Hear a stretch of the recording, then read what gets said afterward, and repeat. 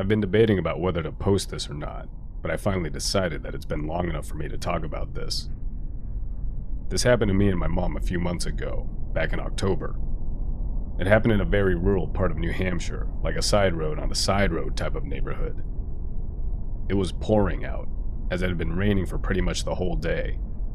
My mom had just gotten back from down the street in my sister's car, and I was on the couch in the living room when suddenly I heard the doorbell ring. Our front door has a big glass pane in the front, so we can look out from the inside and someone can look in from the outside. Through this window pane, I see a man. I didn't get a great look at him, as I didn't have my long-distance glasses on. The man noticed that I had seen him and waved as if trying to be friendly. For the rest of this post, I'll refer to him as Poncho Man. I got up and thought about opening the door for Poncho Man, but relented. As I couldn't properly see who it was, I didn't want to let a stranger into the house. Instead, I went down to the hall to my parents' bedroom where my mom was getting ready for work. She asked what was up, and I explained to her that a man in a poncho was outside our door and wanted to talk to us. She went as white as a ghost. Immediately, she stopped getting ready, closed and locked the bedroom door, and started checking the windows to make sure they were locked. I asked her what was going on. My mom explained that as she was driving home, she had seen the Poncho Man. He had been standing, motionless, on the side of the main street. As soon as my mom turned down our road, he started to walk, presumably to follow her. She said the encounter was weird, but thought nothing more of it. Why would someone be out in the pouring rain, down a back road in the afternoon? It was like he was waiting for something. I started to panic as well. My mom called my aunt, the two are like best friends, and asked what she should do. My aunt told her to call the police immediately, so we did. We proceeded to pace around the bedroom, frantically looking out the windows to see if we could see Poncho Man. From where the bedroom was angled, it was impossible to look at the front porch and see if he was still there, but we were desperate for anything. After what felt like hours, we finally saw a police car pull up. We carefully unlocked the door and went down to let the officer in. We explained what we saw, and he agreed to do a scan around the neighborhood. As he left, I noticed there was something on the doorknob. I took it off, and it was a political ad for a candidate that was running for office. It's possible Poncho Man was just campaigning for the candidate, but there are a lot of holes in that story. It was pouring out, so why would you go door to door? And why would you go that route in such a rural neighborhood? The houses are so far apart, you'd barely make a dent on foot. The time doesn't make sense either. Sure, my mom and I were home, but it was about 4 in the afternoon. Most people would still be at work, so you'd probably get no response from knocking anyway. Eventually, the officer returned. He had found the guy down the road, and had questioned him. Poncho Man was able to ID himself, and he claimed that he was a political campaigner and was just knocking on doors for that reason. When probed further, conveniently enough, Poncho Man couldn't provide any other door signs, as the one he had left on our house was the last one. That makes the campaign story even more absurd. Our house is in the middle of the street. It's not like we were the last by any means, so why wouldn't you bring enough for the whole street? Even the officer pointed this out to us and said that it was unusual behavior. Although the officer was suspicious of him, there wasn't anything he could do about it, as there was no way to prove intent. He told us to be alert, and do not hesitate to call if Poncho Man returns. Fast forward a few weeks, and I start noticing that a police car seems to be permanently stationed down the road from us, about a 3-minute drive. I got curious and asked my mom about it, and she said that there were multiple break-ins into the houses down the road, and the police were doing a sort of sting operation. The Poncho Man encounter and the break-ins may be unrelated, but considering how Poncho Man acted, I have a sinking feeling that they are connected. Thankfully, for the past few months, we've heard and seen nothing of Poncho Man.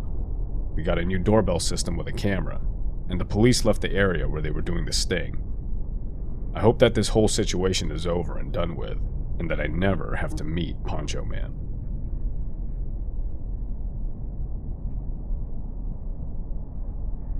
So about 12 years ago, when I was 9 years old, I was home alone with my 12-year-old brother. We were supposed to go to my aunt's house to have lunch and wait for my mother there, since my mom thought we were too young to stay home alone. We got up at 10:30 a.m. I took a shower, then my brother went after I did. After that, we were both in the bathroom brushing our teeth and finishing up when we heard someone knocking on our door. Almost every time someone knocked at our door, they turned out to be salesmen or Jehovah's Witnesses, so we usually waited for them to go away. After a couple of minutes, I went to see if they were still outside through the window, and no one was there. What a relief. We continued getting ready when we saw a shadow go by through the bathroom window, which was kind of like a small square made with that kind of glass that makes everything behind it really blurry. We waited and saw in case it was just a bird flying by, when a hand hit it, clear as day. We got scared. We didn't know what to do. My brother had his cell phone, so we immediately called the police. While it was ringing, we heard a loud bang at the door. Someone was brute forcing it. I don't know if they were kicking it or ramming it, but it was one of the most frightening things I've ever heard. My brother told me to lock the bathroom door, so I did. It took 5 bangs for the guy to finally bash open the door. Then the police answered. I remember the exact thing my brother said. As he was whispering, his voice could barely be heard. "Hello, there's someone in our house. I think they're trying to rob us." Then a pause. "Our address is..." Another pause. "I'm with my little brother locked in our bathroom. Please hurry."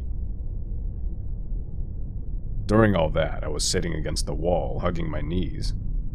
It was one of the most nerve-wracking experiences ever. I could hear the man going through all of our stuff, emptying stands, going up and down the stairs, opening cabinets, and even broke a few cups and plates for some reason.